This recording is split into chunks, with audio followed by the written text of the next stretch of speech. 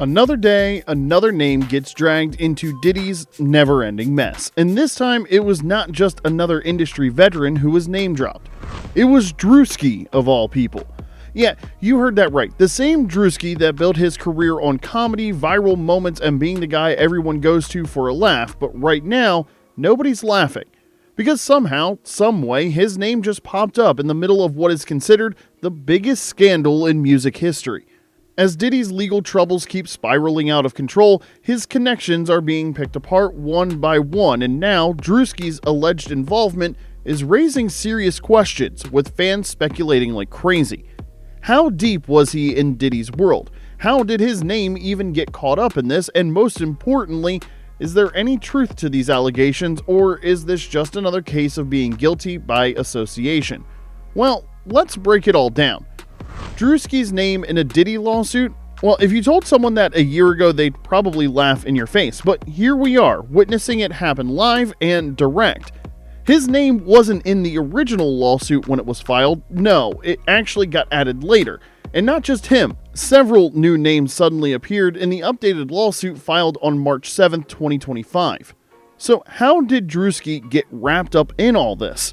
It all starts with Ashley Parham, the woman who first filed the lawsuit back in October of 2023.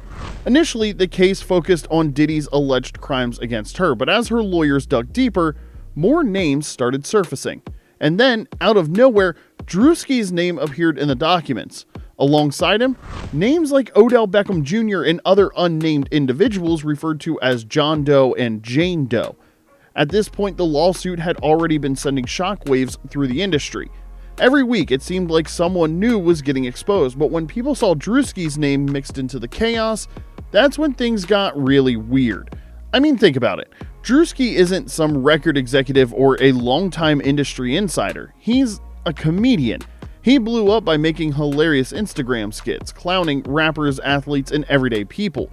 So what exactly is he doing in the same conversation as one of the biggest lawsuits in music history? Well, let's just say his connection to Diddy might be deeper than people think.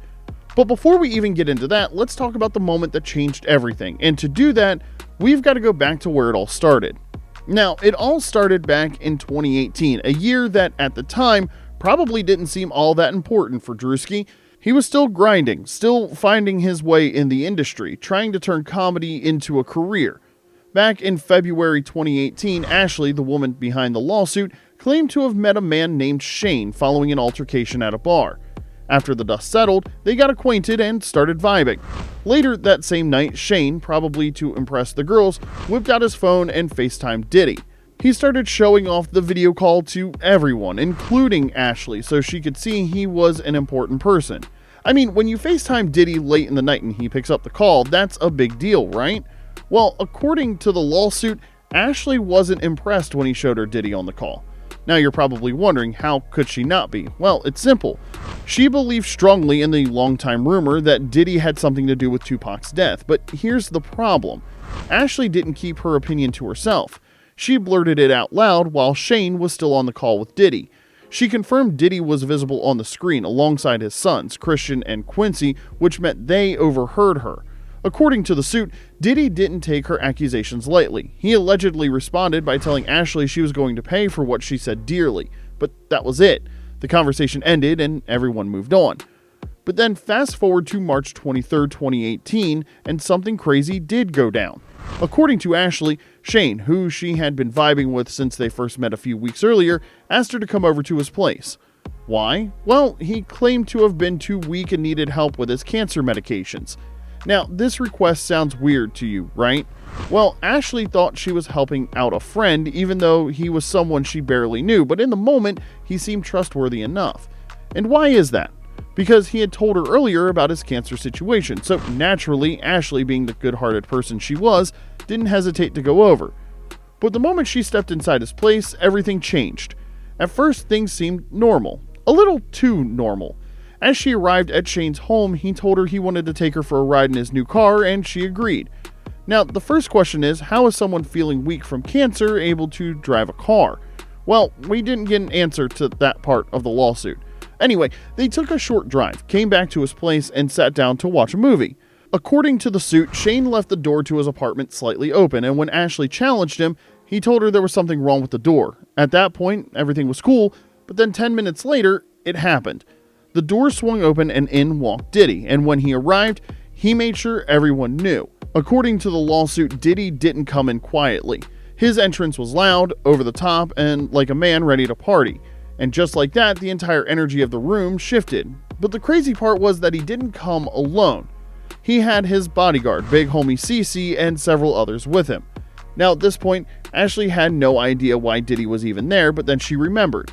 She remembered what she had said about him 1 month earlier. You know, the comment about him being involved in Tupac's murder? Yeah, that one. And apparently Diddy didn't forget, because the moment he walked in, he locked eyes with her and said, "Oh, you thought you'd never see me in person." And that was the moment it all made sense.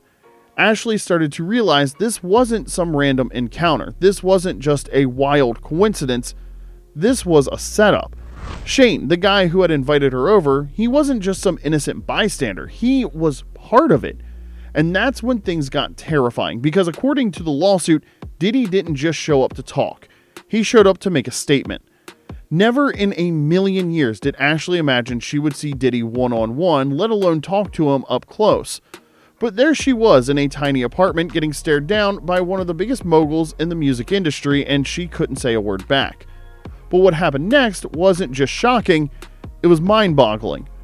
According to the lawsuit, Diddy pulled out a knife and held it up to Ashley's face, threatening to give her a Glasgow smile. Now, if you don't know what that is, it is one of the most brutal forms of torture. It's when someone cuts the corners of your mouth all the way up to your ears. Now, at this point, Ashley was frozen in fear, and I mean, who wouldn't be? But before Diddy could go any further, KK, one of his associates in the room, stepped in, telling Diddy not to give her a Glasgow smile. To make it clear, KK didn't stop Diddy because he felt what he was doing was wrong. According to Ashley, he stopped him because he reasoned it wouldn't be good for business. Now you're probably wondering, what business could that be? Well, it's the one we've heard 1,000 times since this scandal began. Trafficking. After KK got Diddy to ease off on Ashley, he turned to face her and threatened her that they could ship her off anywhere in the world and she would never see her family or anyone she ever knew again. Now, if that doesn't tell you how dark this situation was, I don't know what will. But it's also very important to note that everything we've been talking about is from the lawsuit, which means these are all just allegations. But let's keep going, because what happens next will blow your mind. Now, according to the lawsuit, Shane, whose apartment all of this went down in, began to undress Ashley until she was completely naked.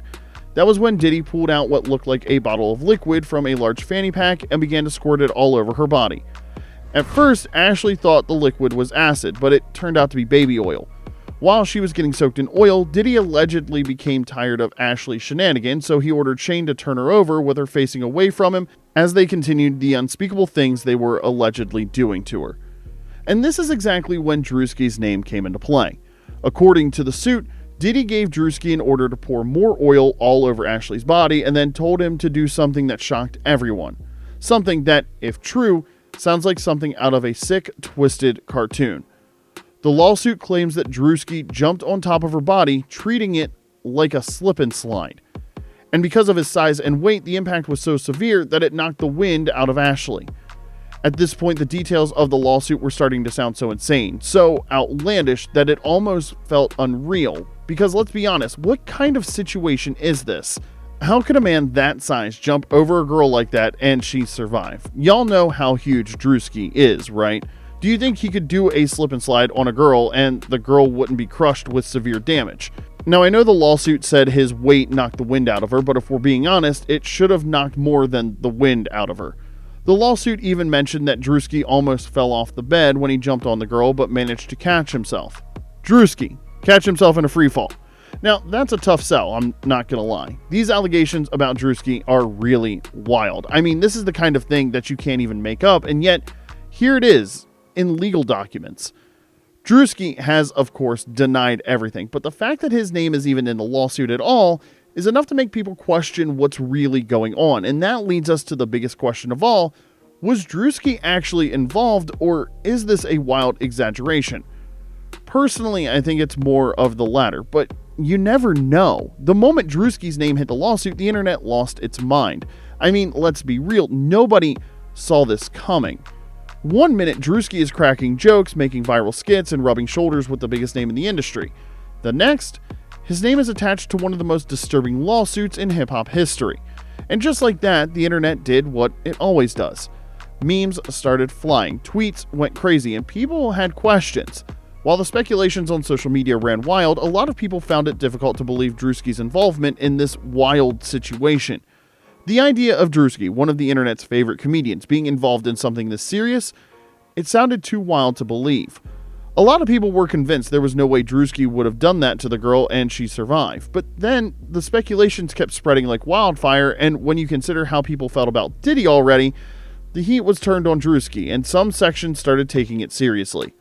And Druski knew at that point he had to respond, so he did. The same day his name blew up in the headlines, he put out a statement.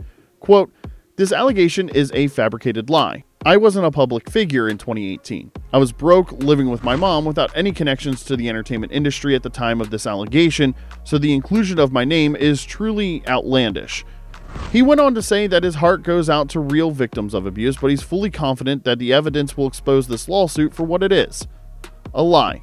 And on the surface, his defense makes sense. I mean, honestly, Druski didn't blow up until 2019 and 2020. That's when he started getting serious recognition, appearing in music videos, collaborating with artists, and turning his social media skits into a full-blown career. So if he was a broke nobody in 2018, how could he have been at some secret gathering with Diddy in the middle of nowhere on a random day? It sounds like a solid defense, but then the receipts started coming in. See, here's the thing. While Druski wasn't famous in 2018, he wasn't completely out of the industry either. Because guess what? In the summer of 2018, Druski appeared in a music video featuring T Grizzly, one of the hottest rappers at the time. Now, does this prove he was hanging out with Diddy? No. But does it prove that he was already making connections in the music world before he officially blew up? Yes. And that's where things get tricky, because if Druski was already moving in industry circles in 2018, then it's not completely impossible that he was around the right people. It's not news that sometimes you have to grind for years in the industry before you become a household name. So the same can be said of Druski's hustle in 2018, and that technically means his defense isn't as airtight as he made it seem.